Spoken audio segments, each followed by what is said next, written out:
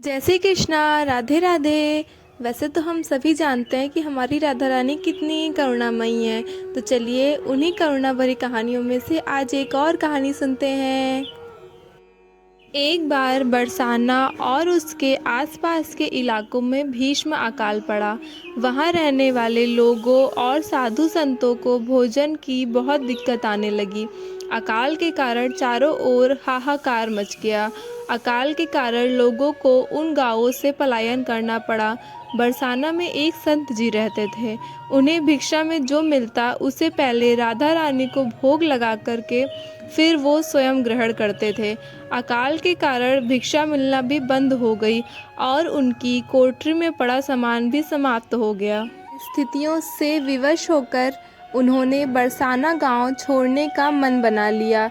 नेत्रों से अश्रु बहाते हुए और राधा रानी से क्षमा की याचना कर कहने लगे कि श्री जी मुझे माफ़ करना। मुझे परिस्थितियों के वश यह गांव छोड़कर जाना पड़ रहा है। उनकी करुण पुकार सुनकर एक सुंदर सी ब्रज कन्या वहां आई और पूछने लगी कि बाबा कहाँ जा रहे हो। संत ने उदार स्वर में कहा कि यहाँ पर अकाल के कारण भिक्षा नहीं प्राप्त हो रही है, इसीलिए इस पेट की भूख शांत करने के लिए यहाँ से पलायन करने का मन बना लिया है। ब्रज कन्या कहने लगी, बाबा आप मेरे घर भिक्षा लेने आना। मेरी मैया हर रोज़ भिक्षा देने के लिए भोजन निकालती है। संत कहने लगे कि पुत्री मैं नहीं जानता कि तुम्हारा घर कहाँ है। ब्रज कन्या बोली, बाबा मैं वैद्य श्रीधर की पुत्री राधा हूँ। आप वहाँ जाकर कहना कि जो आले में भोजन पड़ा है वह मुझे भिक्षा में दे दो। संत जी ब्रज कन्या के बताए पते पर वैद्य जी के घर पहुंचकर भिक्षा के लिए आवाज़ लगाई। वैद्य जी बाहर आए और कहने लगे कि बाबा आज तो हमने भिक्षा नहीं निकाली। संत ने उन्हें बताया कि मुझे आपकी पुत्री राधा ने भेजा है। उसने कहा था कि माँ ने आले में भोजन रखा है। वैद्य जी ने आश्चर्य से संत जी को बताया कि मेरी पुत्री राधा की मृत्यु तो कई साल पहले ही हो गई थी। वैद्य जी ने संत के कहने पर आले में देखा तो वहाँ पर भांति भांति के भोजन रखे थे।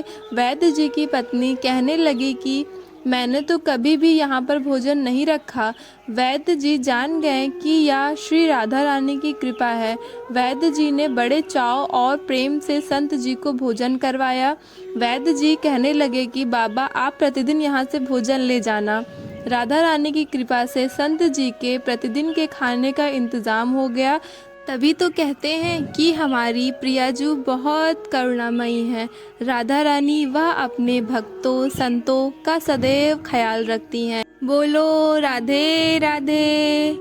आशा करती हूँ कि राधा रानी की ये कहानी आपको बहुत पसंद आई होगी।